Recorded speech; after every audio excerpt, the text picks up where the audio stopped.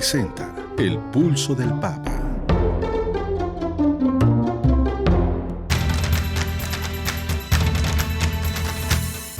El Pulso del Papa, desde Ciudad del Vaticano. Servicios informativos de Ver y Creer. La actividad pontificia y los acontecimientos de relevancia mundial, con enlaces directos a Radio Vaticana, CENI y Vatican Information Services. El Pulso del Papa, desde Ciudad del Vaticano.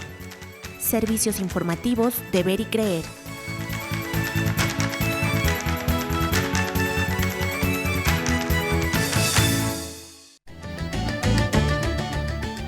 El Papa reitera su llamado a favor de la paz en todo el mundo en su mensaje de Pascua 2024. La oficina de prensa de la Santa Sede afirma que Francisco no participó en persona en el Vía Crucis para preservar su salud. El Papa Francisco llama a compartir la alegría que nace del encuentro con el resucitado. Francisco afirma que Benedicto XVI lo defendió ante acusaciones, dijo, de que yo promovía el matrimonio homosexual. Y nombró a sacerdote de los misioneros de la Natividad de María como nuevo obispo en el Estado de México. Protagonista de la película Cabrini, visitó un internado de niñas dirigido por religiosas en México. Nos estamos destruyendo poco a poco. La Iglesia Católica en México lamenta el asesinato de Camila, de 8 años. Sacerdote bautizó a bebé recién nacido que fue abandonado en la puerta de una iglesia. Y por último, arzobispo de Washington afirma: Joe Biden escoge y elige partes de la fe católica. Estas y otras noticias enseguida en los servicios informativos de Ver y Creer. Felices Pascuas de Resurrección en el Señor, queridos amigos. Felices Aleluya, Pascuas. aleluya, el Señor ha resucitado. Claro que sí. Verdaderamente ha resucitado. Aleluya, aleluya. Felices Pascuas de Resurrección. Es un gusto saludarle como cada semana. Tenemos ahora mucho que informarle. Bienvenido ¿verdad, de Marisa? vuelta. Muchas gracias, Marisa. Ya estamos de vuelta, ya estamos listos para trabajar más y mejor. Tenemos mucho que informar. Sí, empecemos a conocer lo acontecido en el Vaticano y Europa. Sea usted bienvenido a la información.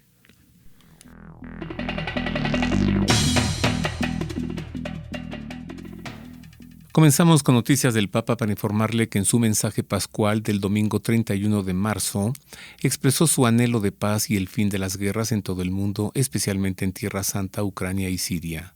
Además destacó que el domingo de Pascua la Iglesia revive el asombro de las mujeres que fueron al sepulcro al amanecer del primer día de la semana.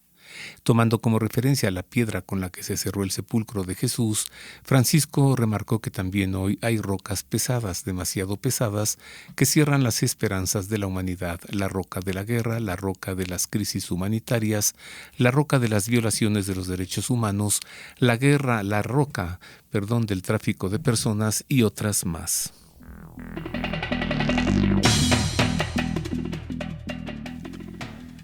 La oficina de prensa de la Santa Sede informó que la ausencia de Francisco en el Coliseo Romano para el rezo del Vía Crucis la noche del Viernes Santo 29 de marzo fue para preservar su salud. En un comunicado difundido por la oficina de prensa de la Santa Sede, se indicó que para preservar su salud de cara a la vigilia y a la Santa Misa del Domingo de Resurrección, el Santo Padre Francisco recorrió el Vía Crucis en el Coliseo desde Casa Santa Marta. El Papa Francisco participó horas antes de la celebración de la Pasión del Señor en la Basílica de San Pedro.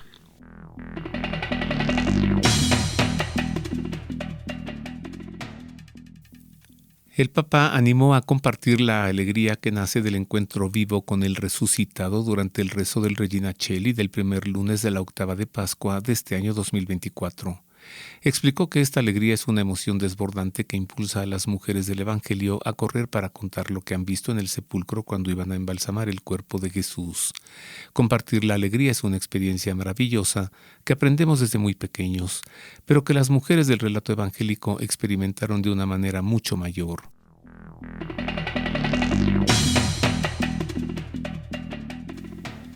En el nuevo libro Entrevista del vaticanista español Javier Martínez Brocal con el Papa Francisco, que se lanzó el 3 de abril, el Santo Padre recuerda que Benedicto XVI lo defendió cuando lo acusaron de promover el matrimonio homosexual. En el libro El sucesor, Mis recuerdos de Benedicto XVI, el Papa Francisco relata que en una ocasión tuvo una entrevista muy bella con él, cuando algunos cardenales fueron a verle extrañados por mis palabras sobre el matrimonio, y él fue clarísimo con ellos.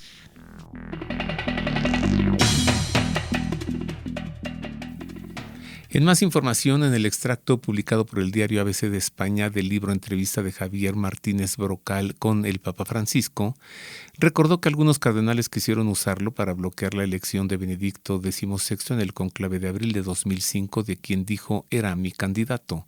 En el libro que lleva el título El sucesor, Mis recuerdos de Benedicto XVI y que fue publicado el miércoles 3 de abril, sucedió que yo llegué a tener 40 de los 115 votos en la Capilla Sixtina. Eran suficientes para frenar la candidatura del cardenal Joseph Ratzinger, porque si me hubieran seguido votando, él no habría podido alcanzar los 2 tercios necesarios para ser elegido papa, recordó Francisco.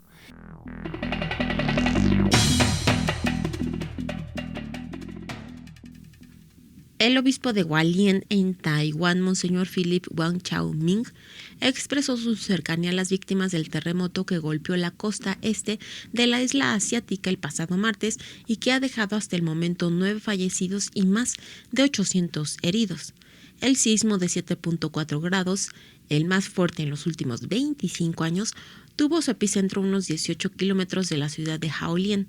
Según las informaciones, habría unas 127 personas atrapadas, de las cuales 77 estarían en los túneles de las montañas de Jingwen y Qinshui.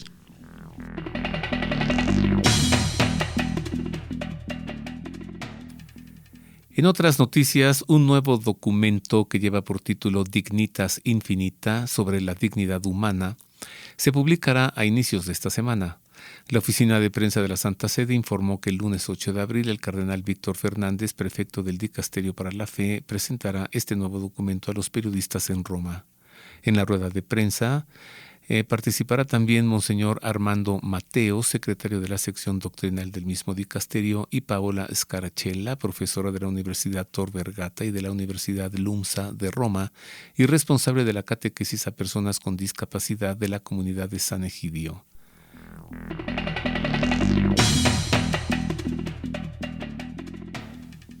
El gobierno de Francia ha iniciado una serie de medidas legales contra el sacerdote católico Mathieu Raffaray por haber dicho que las relaciones homosexuales son un pecado y por haber llamado debilidad a la homosexualidad.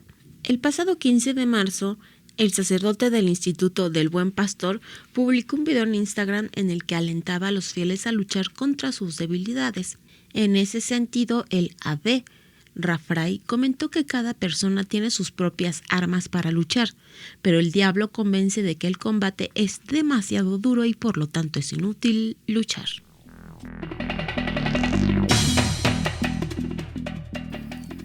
En noticias de Francia, un estudio publicado por la Conferencia Episcopal del país revela que durante esta Pascua, más de 7,000 adultos y jóvenes han recibido el sacramento del bautismo, reflejando un crecimiento exponencial de los catecúmenos en Francia. De acuerdo con el informe difundido el 27 de marzo, un total de 7,137 personas han abrazado la fe católica durante esta Semana Santa, estableciendo un nuevo récord que supone un aumento del 30% con respecto al año pasado.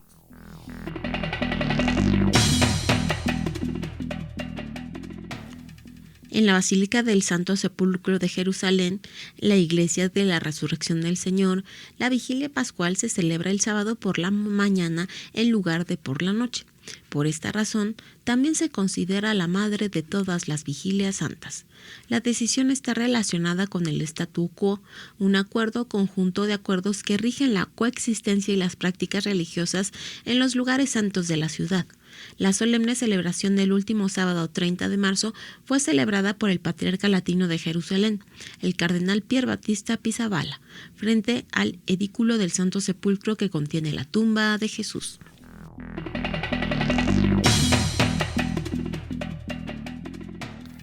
En noticias referentes a México, pero también referentes a la Santa Sede, pues es un nombramiento episcopal, le informó que el Papa nombró al padre Víctor Caravés Chávez, perteneciente a la Congregación de los Misioneros de la Natividad de María, como el nuevo obispo de la diócesis de Tenancingo en el Estado de México. El anuncio lo presentó la oficina de prensa de la Santa Sede el miércoles 3 de abril y fue también difundido por la Nunciatura Apostólica a través de la Secretaría General de la Conferencia del Episcopado Mexicano.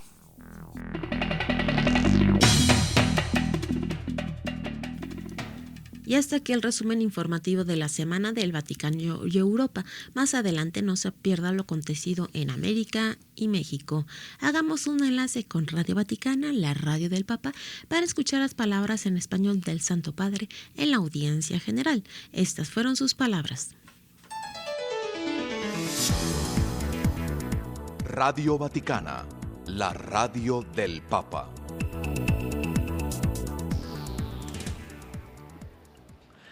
Queridos hermanos y hermanas, en la catequesis de hoy reflexionamos sobre la virtud cardinal de la justicia. Se trata de la virtud social por excelencia, ya que es fundamental para la convivencia pacífica en la sociedad.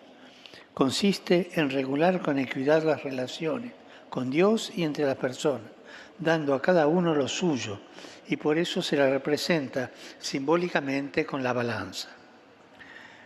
La persona justa es recta, sencilla, honesta, conoce las leyes y las respeta, mantiene la palabra dada, en su hablar no utiliza medias verdades ni sutilezas engañosas.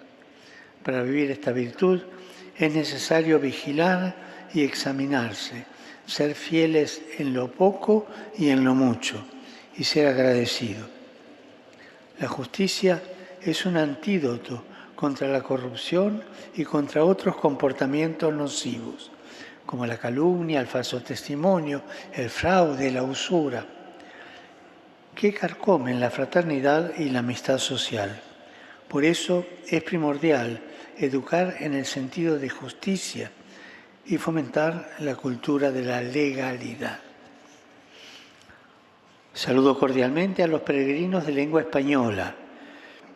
Que la luz de Cristo resucitado nos guíe por caminos de justicia y de paz, y la fuerza vivificante de su amor nos haga audaces constructores de un mundo más fraterno y solidario. Que Jesús los bendiga y la Virgen Santa los cuide. Muchas gracias.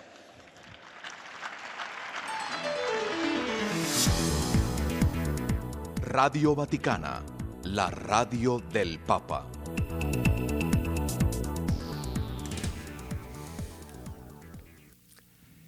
Esta fue la catequesis del Papa durante la audiencia general del pasado miércoles. Hacemos una pausa, queridos amigos.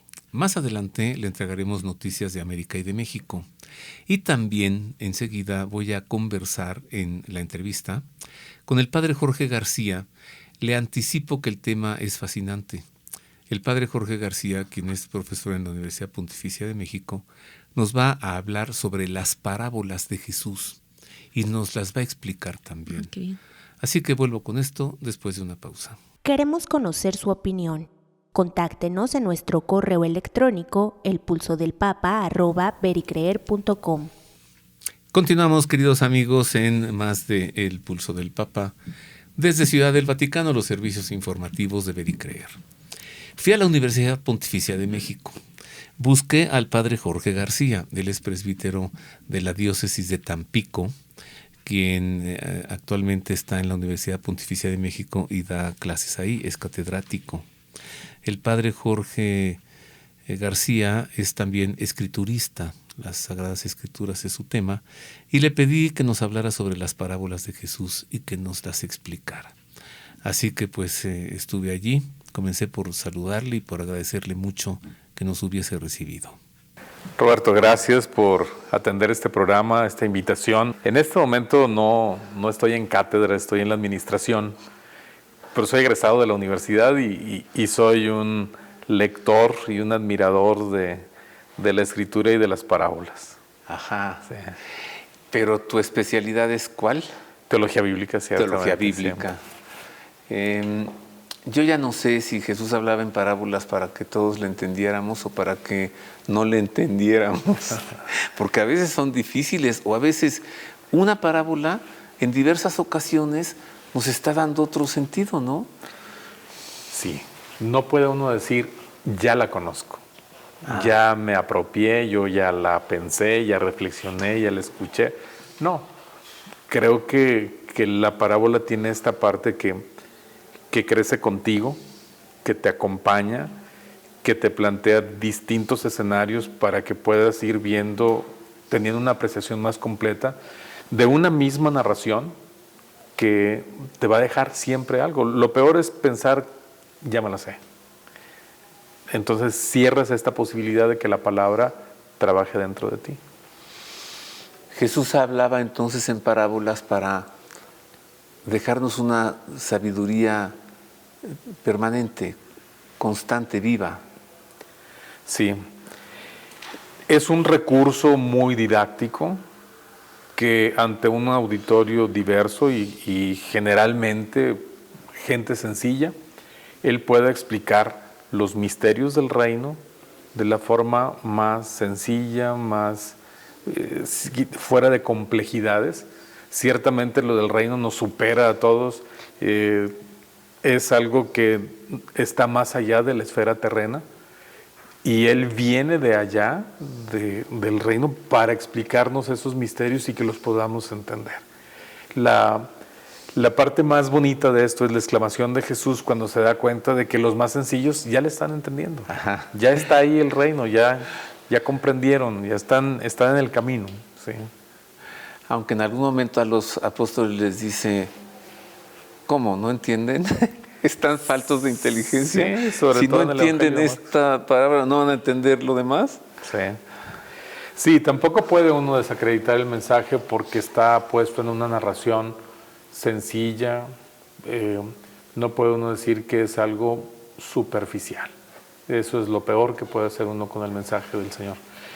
En cambio, cada vez que entra uno en contacto con la palabra, con la predicación, si escucha uno la parábola en la misa, o con la lectura, si tiene uno libros que expliquen esta parte, se va a encontrar uno con novedades, con cosas distintas que va a ayudar a comprender. Lo peor es decir, pues es tan sencilla que es fácil. Pues no, no es fácil.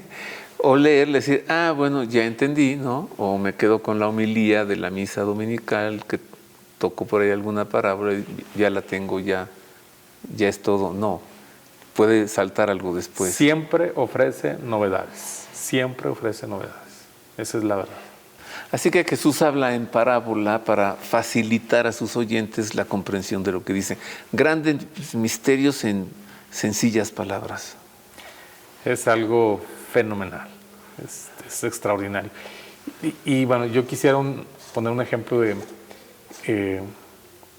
cuando aquí en la universidad presentamos el examen de Trinidad del tratado.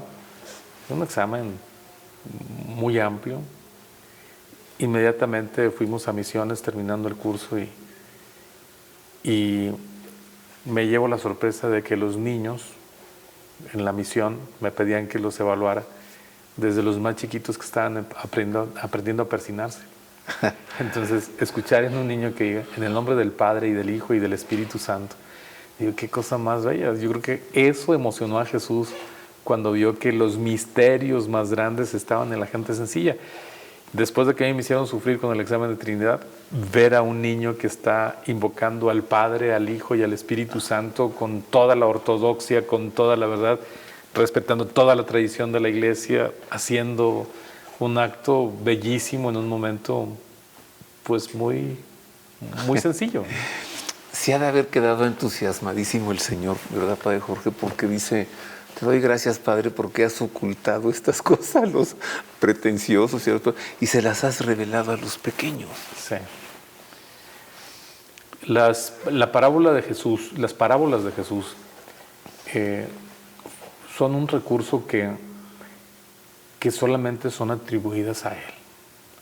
No hay parábolas de Pedro, no hay parábolas de Pablo como tantas cartas, no, es la enseñanza del Maestro. Y esto, pues la Iglesia lo ha acogido con tanto respeto y así los evangelistas lo han transmitido. Mateo, Marcos, Lucas, de una forma pues con una trama en muchas de ellas, con muchas, como las conocemos, y en Juan de otra manera con imágenes que remontan a una comparación. Finalmente, parábola en griego quiere decir comparación. Entonces, nosotros estamos acostumbrados a las parábolas con algo de personajes, con algo de trama, con un espacio de tiempo. Es una obra narrativa extraordinaria, referida únicamente al Maestro, a Jesús. Y puede ocurrirnos que nos encontramos retratados en alguno de esos personajes que él se inventó para explicar una cosa, ¿no? Es decir, ese soy yo. Sí. Por ejemplo, en la del sembrador que siembra la semilla en los diferentes tipos de terrenos, es fácil identificarse con alguno de esos terrenos. Es decir, yo soy esa llamarada de petate, ¿no? Que empiezo muy entusiasmado y luego ya caigo, ¿no? Sí. La parábola nos acorrala. Ajá. Para que no nos quedemos con una narración que nos relaje y viendo que todo sucede allá en otro plano, sino que de golpe nos introduce en la trama y estamos identificados o con una acción o con un personaje o con algo que está ahí.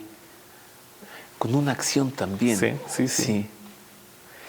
Y sí, la parábola del sembrador, a mí me llamaba la atención, bueno, qué sembrador tan descuidado, porque no guarda todas las semillas y las pone donde produce, ¿no? Bajo un aspecto muy práctico. Pero he aprendido que en realidad es un sembrador generoso, que no escatima en generosidad para entregarle a cada terreno la oportunidad de gozar, de tener una semilla, aunque no sea totalmente aprovechada. Pero también pienso que no es un sembrador que se resigna a que el terreno pedregoso siempre será pedregoso o el que tiene espinos siempre será espinos. No, yo creo que el sembrador tiene la visión de ir conduciendo las cosas para que finalmente haya un buen terreno. Si en otro tiempo no produjo, ahora produzca de la mejor manera, en un terreno bueno. Es un sembrador desperdigado, ¿no? Porque no toma una semilla y la pone con cuidado, sino que mete la mano y avienta y cae a todos lados. Y entonces nadie podrá decir, a mí la palabra de Dios no me llegó, no me cayó. Sí, entonces, no hay a excusa. todos. Sí. Una vez en un reclusorio, uno de los internos me dijo, yo nunca imaginé que la semilla de la palabra me iba a llegar aquí. Allí. Sí. Y es un terreno que uno no piensa que es propicio para que la semilla fructifique, porque pues socialmente piensa uno en otras cosas, pero no en eso. Y el Señor aprovecha muchas veces ese lugar para que la semilla crezca. Estaba yo pensando que esa parábola del pastor que deja a 99 ovejas para ir por la que esta es muy conocida también, tal vez más que el hijo pródigo, no lo sé. Pero usted nos iba a decir otra parábola, padre, por lo que supongo de su preferencia. Bueno, de eso que dices de la oveja perdida, está junto con la de la moneda perdida.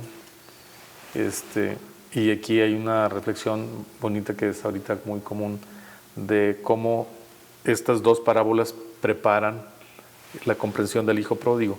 La oveja perdida es buscar hacia afuera, la moneda perdida es buscar hacia adentro de la casa, y cuando llega la narración del hijo pródigo está el que está afuera y el que está dentro.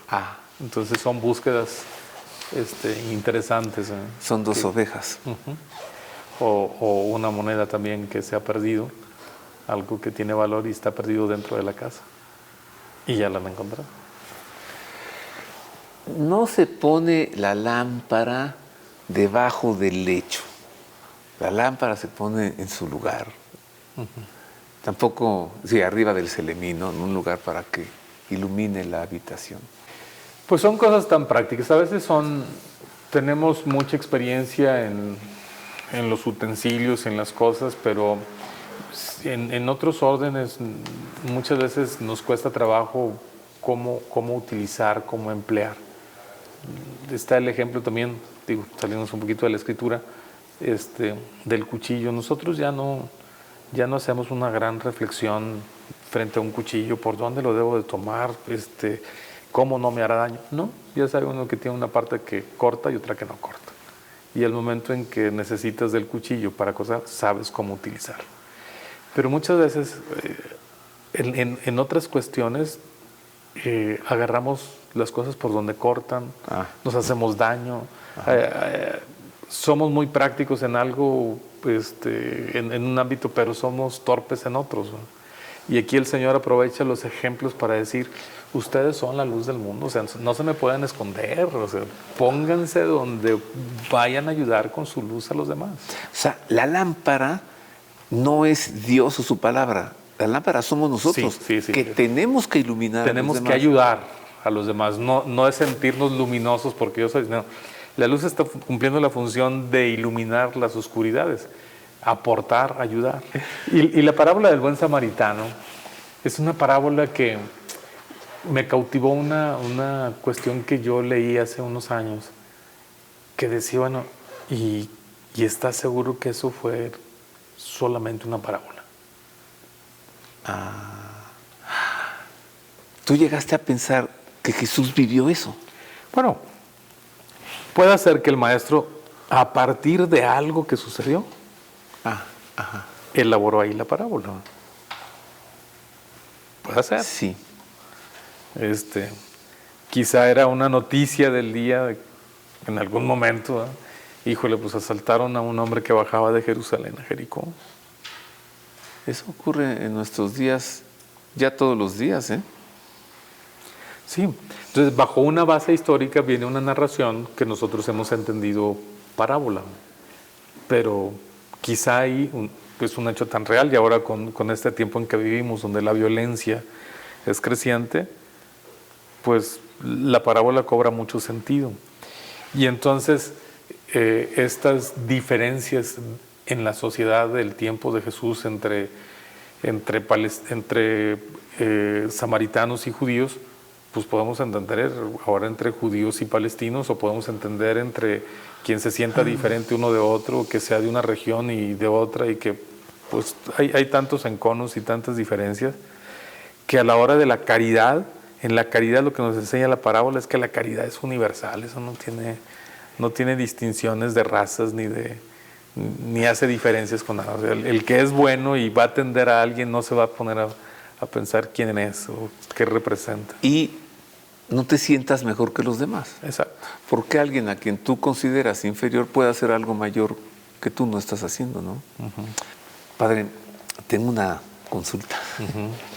Hablábamos al comenzar el programa sobre el sembrador que salió a sembrar su semilla y que cayó en terrenos diferentes. La semilla que cayó en terreno bueno dio fruto, pero dio 30, 60 o 100. ¿No? Yo he llegado a pensar, con que dé uno, ya con eso, ¿no? Con que dé un fruto. Pero mi pregunta ¿es Cristo quien da fruto en nosotros? ¿O somos nosotros los que damos fruto porque Cristo, que es la parábola, ha sido sembrado? Pues yo creo que son en las dos direcciones, ¿no? ¿Sí? El Señor es tan generoso que no se puede apropiar, creo yo, de todo de Él, sino que nos hace partícipes. Ciertamente me llama a mí la atención en el cántico del siervo, cuando dice, inútilmente me he cansado porque todo lo ha hecho mi Señor. Yo creo que esa es la conclusión de quien se ha desgastado en esta vida por hacer presente al Señor y cumplir con lo que Él pide. Se da uno cuenta al final, pues, que no fueron tus fuerzas, sino que hay alguien que hizo más que tú y sin embargo es una simbiosis, es esta participación de dos partes, pero pues, sin duda el Señor es el que hace la mejor. Pero sí veo que es responsabilidad de cada uno ser un mejor terreno, prepararse, formarse, ¿no? Sí. Y yo creo que aquí, perdón, en este punto, el que haya distintos grados en el terreno bueno. 30, 60 o 100. Sí, creo yo que tenemos que admirar a los que pues producen más que nosotros, si es que estamos produciendo, ¿eh? Y tenemos que esto no es una competición donde quién da más o quién hace más, sino alegrarnos con lo que los demás están produciendo, y si producen más, pues tendremos que gozar de esto. Si no, la semilla no ha germinado en nosotros y pensamos que los demás no germinan, o no germinan así de una manera muy, muy soberbia como yo, ¿verdad? Pues no, o sea, cierto, tenemos que alegrarnos todos nosotros, con todo. Sí. Toda la humanidad. Gracias, Padre Jorge. Encantado, Roberto, y bueno, pues gracias. Un gusto tenerlos aquí. Ahora yo disfrutaré más la misa cuando toque alguna parábola. Será fascinante. Muchas gracias. Gracias. Con elocuencia, con sabiduría y con sencillez, el Padre Jorge nos ha presentado algunas de las parábolas. Gracias de nuevo. ¿Qué? ¿Podremos terminar con su bendición? Claro que sí. Aquí, mire. Que Dios Padre nos bendiga, que el Hijo de Dios en todo nos conceda salud y paz, que el Espíritu Santo nos ilumine y nos llene siempre de su amor. La bendición de Dios Todopoderoso, Padre, Hijo y Espíritu Santo, descienda sobre ustedes y permanezca para siempre, y con sus familias también. Amén. Así sea. Muy bueno el Padre Jorge García, muy buena su explicación sobre las parábolas de Jesús. Muy agradecido con él. Hacemos otra pausa, queridos amigos. Volvemos con noticias de América y de México, con esta noticia tan triste del asesinato de esta niña en Taxco, que vino a enturbiar todas las celebraciones de Semana Santa y en Taxco. Y luego, terrible, ¿no?, el linchamiento de la supuesta homicida y su hijo de 8 años de edad. ¿Qué pasa con la gente? Muy tristes noticias, eso en México, en Taxco, y mucho más que informarle después de una pausa breve. Haga suyo este espacio. Le invitamos a enviar sus sugerencias y opiniones a nuestro correo electrónico elpulsodelpapa@pericreer.com. Continuamos, queridos amigos, ya estamos de regreso ahora para darle a conocer noticias ocurridas en el continente americano y en México. Nuevamente sea usted bienvenido a la información.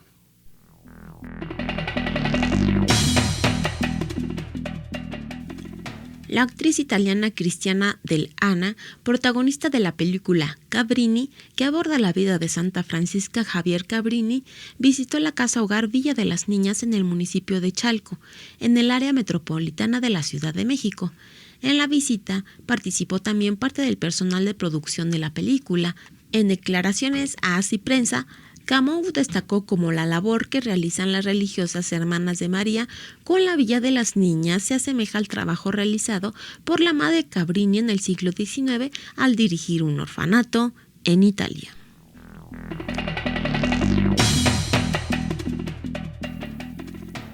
En una muy triste noticia que vino a ensombrecer las celebraciones de Semana Santa en Taxco, le informo que en medio del dolor por el secuestro y asesinato de Camila, una niña de 8 años de edad, seguido del linchamiento de los presuntos responsables, la Iglesia Católica ha expresado su dolor y condena. Nos estamos destruyendo poco a poco, señaló la Arquidiócesis Primada de México. A través del editorial de su semanario Desde la Fe, la Arquidiócesis cuestionó cuántas niñas muertas más, cuántos linchamientos más, cuántas injusticias más, cuando entenderemos que la violencia solo genera más violencia. Frente a este drama que evidencia varios de los problemas que han fracturado el tejido social en México.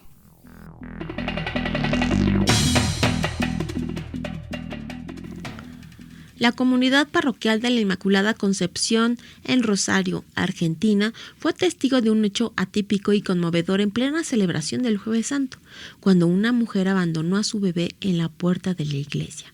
El diálogo con el portal La Capital, el párroco del lugar, el padre Víctor Prati, quien luego bautizó a la criatura, aseguró: nos conmovió la situación tanto por el bebé como por su mamá.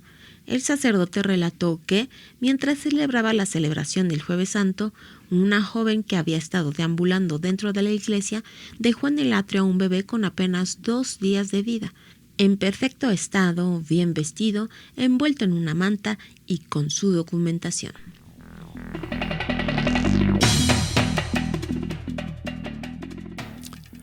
En noticias de los Estados Unidos, el cardenal Wilton Gregory, arzobispo de Washington, afirmó el domingo pasado que el presidente Biden escoge y elige elementos de la fe católica a seguir, que es sincero en su fe, pero se niega a comprometerse con algunos de los aspectos desafiantes de la fe católica. El cardenal hizo estas declaraciones en el programa de noticias de CBS Face the Nation el domingo de Pascua. Cuando el presentador Ed O'Keefe le preguntó sobre la asistencia regular a misa de Biden y su adhesión a la fe, el cardenal Gregory indicó que Biden es muy sincero sobre su fe.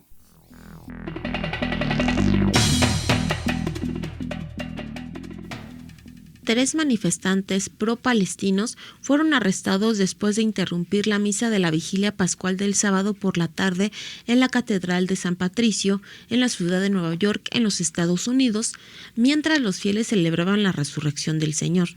Los manifestantes entraron a la catedral durante la misa celebrada por el cardenal Timothy Dolan, arzobispo de Nueva York, y se pararon frente al altar con una gran bandera que decía «Silencio, muerte». La seguridad intentó rápidamente quitarles la bandera y finalmente los alejaron del altar hacia la salida antes de que la policía llegara a arrestarlos.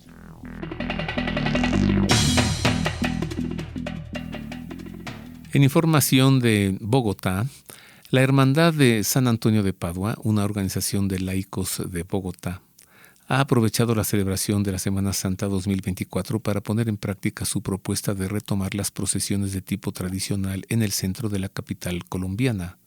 David Pérez, miembro de esta hermandad y uno de sus propulsores, explicó a la agencia Así Prensa que si bien durante la Semana Mayor se realizan diferentes procesiones, en ocasiones no presentan la solemnidad que por tradición éstas requieren.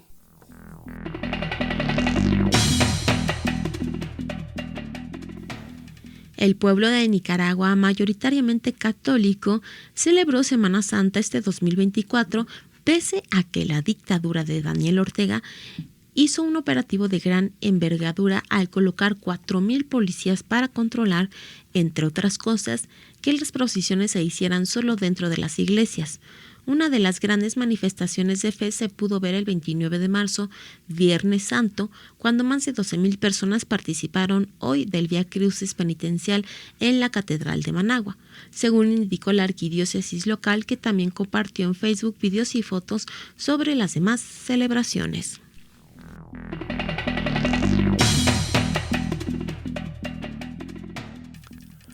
En un mensaje de Pascua, Monseñor Miguel Cabrejos, presidente de la Conferencia Episcopal Peruana, instó a los poderes del Estado, a las instituciones y a la ciudadanía a unirse para resolver la prolongada crisis política que afecta al país. Invoco a los poderes del Estado, así como a las fuerzas políticas y a los órganos de justicia, a establecer puentes de colaboración, diálogo sincero, trabajo coordinado y articulado entre las diferentes instancias del gobierno, al balance y equilibrio de poderes en bien del fortalecimiento de nuestra democracia, la gobernabilidad y estabilidad política y social de nuestra patria, exhortó en un comunicado emitido el pasado 31 de marzo allí mismo en Perú.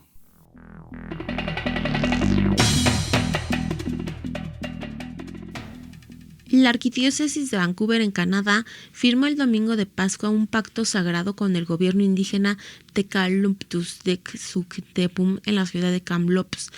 Este gesto, calificado por el arzobispo local, Monseñor John Michael Miller, como un hito histórico, marca el inicio de una nueva relación entre las tribus nativas y la Iglesia Católica. Monseñor Miller señaló el 31 de marzo en un discurso durante la firma que los líderes tribales locales desarrollaron la idea del pacto a finales de 2021 después de los informes de Kamloops.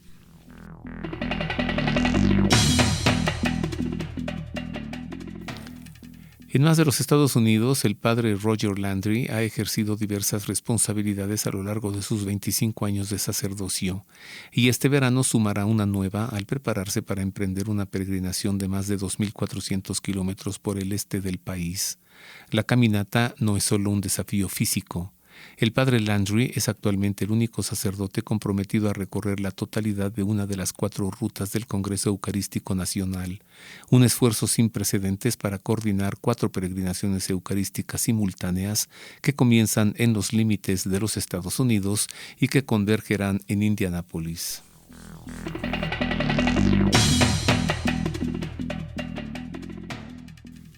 La noche entre el jueves y viernes santo de esta Semana Santa 2024 ocurrió un incendio en la iglesia Santa Rosa de Lima en el municipio de San Germán de Puerto Rico.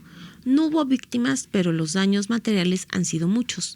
El párroco de la iglesia, el padre Edwin Lorenzo, dialogó brevemente con Lemuel TV en la madrugada del Viernes Santo y explicó que alrededor de las 11 p.m. del Jueves Santo, aún en medio del servicio religioso, se originó un fuego detrás del altar. Hubo daños en toda la iglesia, algunos vitrales se quemaron, todo lo que estaba atrás y parte de lo que era el altar. El fondo se dañó también todo, precisó.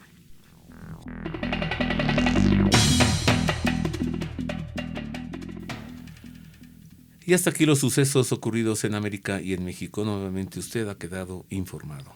Ahora escuchemos el editorial de esta semana, que hoy tiene como título La Gran Tribulación.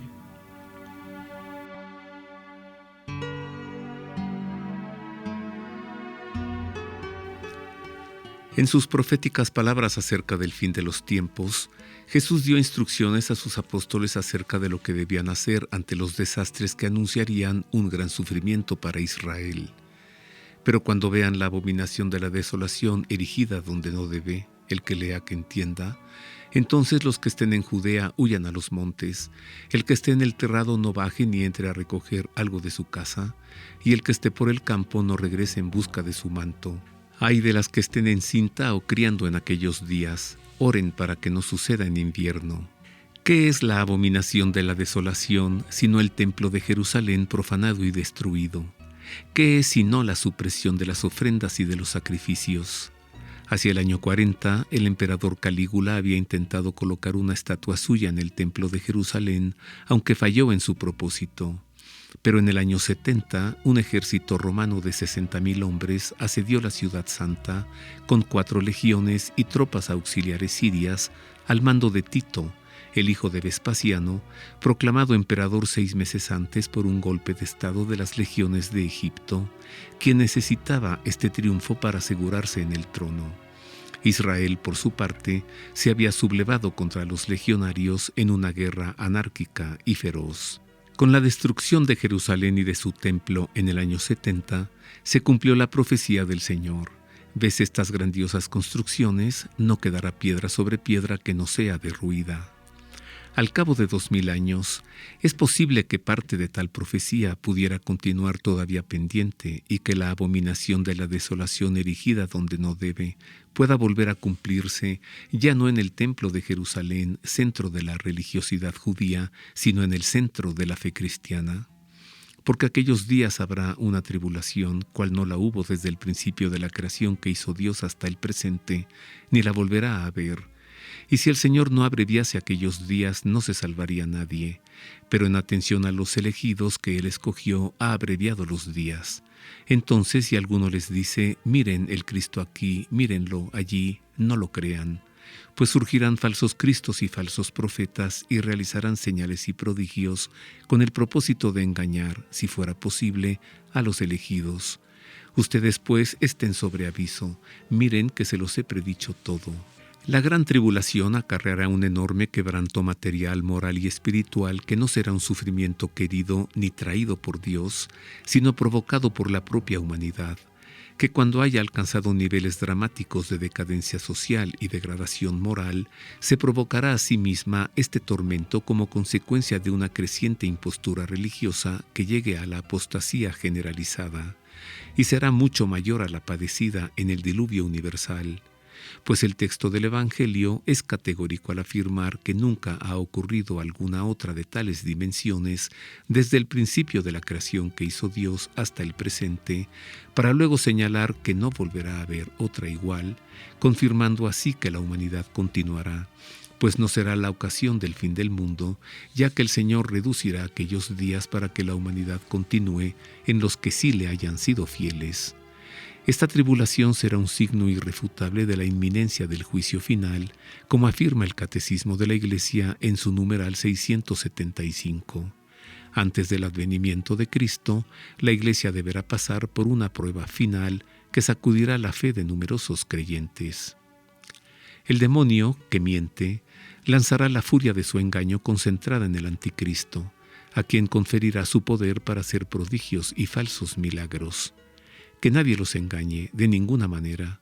Primero tiene que venir la apostasía y manifestarse el hombre impío, el hijo de perdición, el adversario que se eleva sobre todo lo que lleva el nombre de Dios o es objeto de culto, hasta el extremo de sentarse él mismo en el santuario de Dios y proclamar que él mismo es Dios.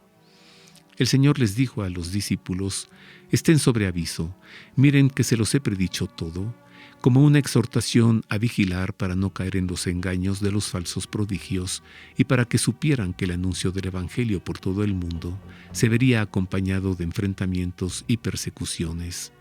Es el misterio de la iniquidad, que consiste en que Dios permite el mal para sacar un bien mayor.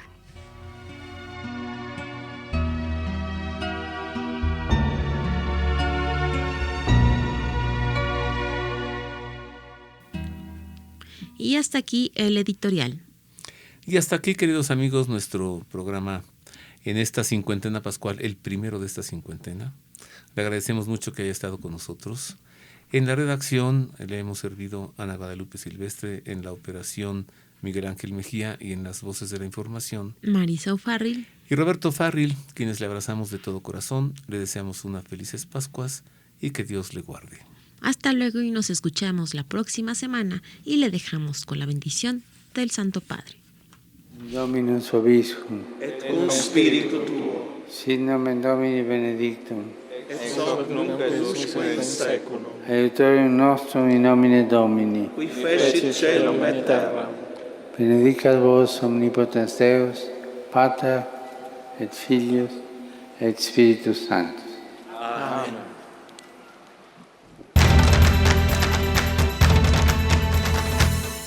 El pulso del Papa, desde Ciudad del Vaticano. Servicios informativos de Ver y Creer. La actividad pontificia y los acontecimientos de relevancia mundial, con enlaces directos a Radio Vaticana, CENIT y Vatican Information Services. El pulso del Papa, desde Ciudad del Vaticano. Servicios informativos de Ver y Creer.